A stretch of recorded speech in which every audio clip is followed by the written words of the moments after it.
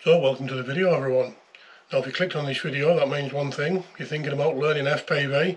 You may have some experience in flying camera drones and stuff like that, but want to take the next step and learn to fly a drone properly or in acro mode. Well, in this video I'm going to give you my top 5 tips to learn FPV in 2024. So let's go. So we're not going to mess about, we're just basically going to jump straight into the points really. So we'll start with point 1. Now on this point, YouTube is your friend. Now obviously you've been searching YouTube about FPV, so you've stumbled across this video. But one of the things I wish I'd done a bit more when I first started was basically just learn as much as I can on YouTube. You know, I know everybody wants to sort of get the drone, get in the air and get flying, but you know, when we come to point 2, we'll start buying some gear. But for point 1, I think the best thing really is just to check out some people's channels really and see what sort of hobby you're getting yourself into.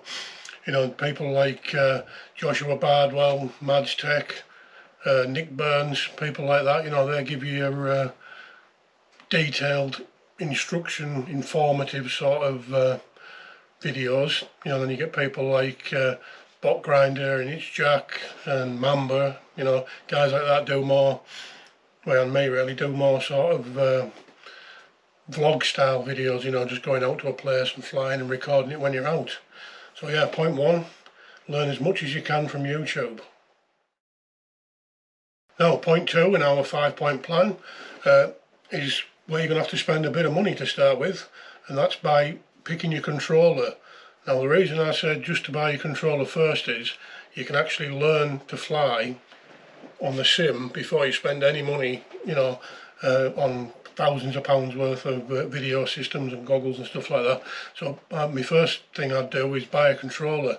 Now there is plenty of different controllers you can get. There's the what I call the gamepad style. You know, this is the Jumper T-Lite. There's another radio that Radiomaster make, similar to this, called the Zorro. I'll put a picture of that there now. You know, that's your gamepad style, so if you're coming from playing on the Xbox or PlayStation, that's maybe a good place to start. You know, it gives you that, you're already sort of used to that controller size. There is a bigger size, like this one here. This is the Jumper T18. This is, I think it's what they call a an airplane style radio. You know, it's got loads of switches and toggles and stuff like that, and hobby pilots use that quite a lot. Now my personal favourite is sort of somewhere in between. Now this is the Radiomaster Boxer, and as you can see here, it's sort of halfway in between these two. It's kind of ideal for me. I like the smaller size with the big gimbal throws on. Now all of these radios, using a USB cable, you can plug it straight into the sim. I'll put a couple of videos on now showing you some of the simulators you can actually use. Now there is more than I could possibly name in this video, but the 4 I picked here is Uncrashed, Tiny Whoop Go, Velocidrone and Liftoff. Now Uncrashed, the one that is the one I play the most. That was the first one, the little video there. It's difficult to describe the feeling of flying. It's, you know, physics on it are pretty good. You'll see other reviews and stuff on that, on these type of videos, but I find it transfers well from the computer to flying outside. So yeah, point 2, pick your controller and pick your sim. Now just as another quick point there, when you do pick your controller, if you pick something like this, or even something like the T-Lite, you know, this radio I think was 110, 120 pound. I have put a few extras on after that, made it a bit more expensive, but something like the Jumper T-Lite, which is 50 or 60 pounds, you know, it'll grow with you for a little bit until you decide to get something a little bit better, which you will as you go into this hobby. It's a bit of a black hole of spending, but aren't most hobbies, to be fair. But if you do end up with something like this, this will grow with you. You know, there is module bays in the back where you can add crossfire, and this actually has Express LRS built in, but we'll get to that in a different point. So there you go, point 2, pick your controller and pick your sim. So just before we carry on there, I just want to take a quick minute there to thank my patrons like I do in every video. So thanks to my patrons, that's Josh Smith, Reese Jones, Generic FPV, Make It Mamba and Captain Kazi. Thanks to them guys for keeping this channel going. If you're interested in joining my Patreon, there's links down the video description. For as little as £2 a month you can help keep this shit show running, and I'll say your name in my video. And who knows, one day I might be able to afford to retire. You never know, do you? So anyway, back to the video. So, point 3, you've been playing on the sim for a while now. You feel like you've got a good grasp of the flight characteristics. You've done most of your crashing in the sim and not broken anything yet. So, and you feel like you're ready to maybe get yourself a quad. But there is a couple of things you're going to have to do before you get to actually buying or building a quad.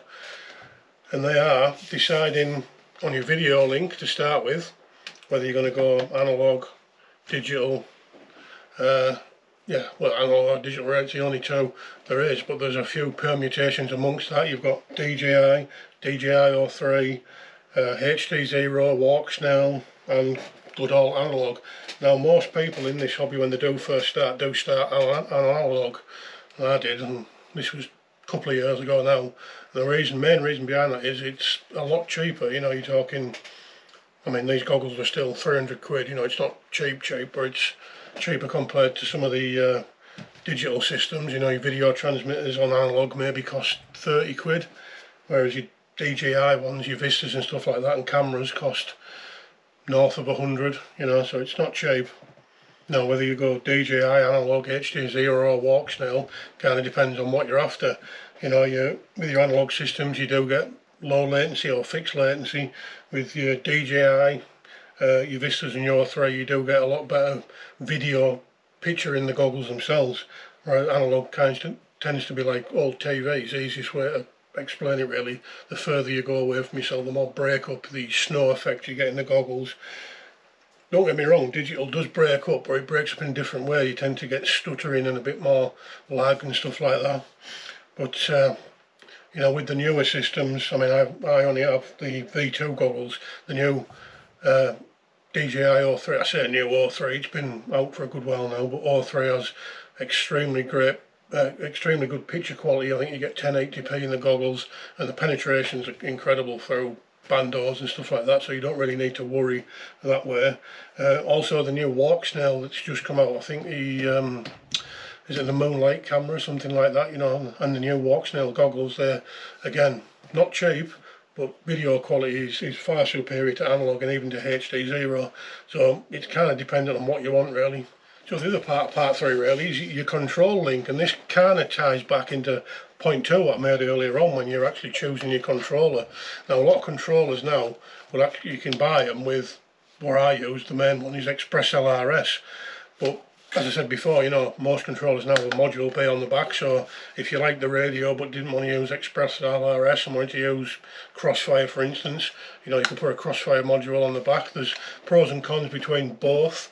The main one's price really more than anything. I think Express LRS is made by a wider variety of companies, so the price of receivers and that's a lot lower than Crossfire.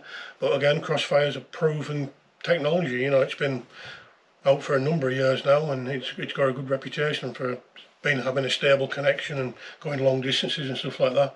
I mean, me personally, I've had absolutely no issues whatsoever with Express LRS, and you know, I even have them on my 7-inch long range quad. So again, it's kind of up to you, you know, whatever you decide to do. Most people now go Express LRS or Crossfire. There are others such as there's Tracer and well, there's D8 and shit like that, you know, the older ones that not a lot of people use anymore. So there is options, but yeah, so you can only really decide for yourself, but I like Express LRS. So point 4, and I've called this point build or buy. Now, you've decided on your radio link, you've decided on your video link, so the only thing left to do now is either build or buy a quad. Now again, this is kind of a personal choice. I know I keep saying that a lot in this video, but it is really, you know, some people like to buy a quad, some people like to build a quad. I'm a big personal believer in building your own quad, numerous reasons, but the main one really is if you're out and you crash it and you break it, and you will crash it and you will break it. You know, I don't know anyone who's not broken anything unless you're cruising around 100 foot in the air every time and landing in soft grass. You will break something. Now, the advantage of building your own quad is that You know exactly how to take it apart and put it back together. You know which component goes where. You know where all your wires go on your flight controller.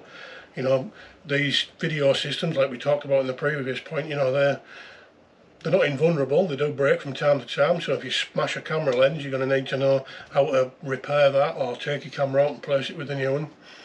So obviously my preference for this is build.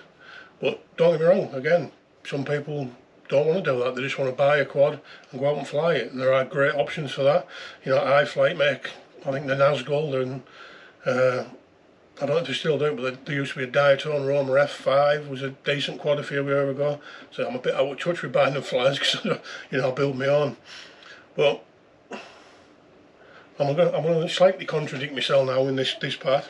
But I am pro build, but I'm also pro buy, but only for a certain type of quad, and that certain type of quad is a Whoop. Now Whoops are great little quads for flying about in the house. You know, if it's raining and windy outside and you can't fly, you can always terrorise the wife and the kids and the dogs with something like that. Now a Whoop I'd buy. I mean, look at the size of that compared to my hand. My fingers are far too numb to be doing soldering on little tiny boards like that. I mean, don't get me wrong, I have done it, but it wasn't an enjoyable experience. So yeah, point 4, build, don't buy. So, you've got your controller, you've been brain on the sim and you feel you're good enough to get her out, you've picked your video link, you've picked your control link, you've built or bought a drone, hopefully built, you know what I said before.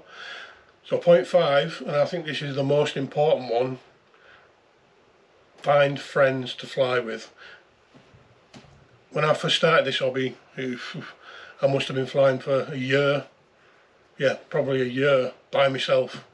You know, I didn't know anyone else that flew drones, but you know, I've been extremely fortunate to find a lot of really good people in this hobby through Instagram, Facebook, stuff like that, and YouTube, making videos like this. You know, talk to people in the comments all the time. Yeah, I mean, you can fly by yourself. I still do now and again now. You know, just go out and field packs in a park and all that. But if you can, go out with friends. Make friends, you know, go on Facebook, there's loads of groups, just type in FPV drones in your local area. I'm sure some will come up, you know, whether you're into racing or just going out for freestyle or park flying or that. Yeah, fly with friends, makes everything better really. So there we are, there's my top 5 tips for helping you start FPV in 2024. If any of you think I've made a mistake or any other ideas about that, please leave them down in the comments and I'll get back to you. Also down in the video description there's links to my Patreon, like I said earlier, links to my Instagram and stuff like that. So anyway, I hope you find this video useful. If you do, again, please put it in the comments. If not, put that there too. You know, it's not all about being positive with this hobby. I have to try and get better, so if you've got any things that you didn't like, let me know. We'll see if I can do something about them next time. So anyway, thanks for watching. Please think about giving this video a thumbs up, and we'll see you next time.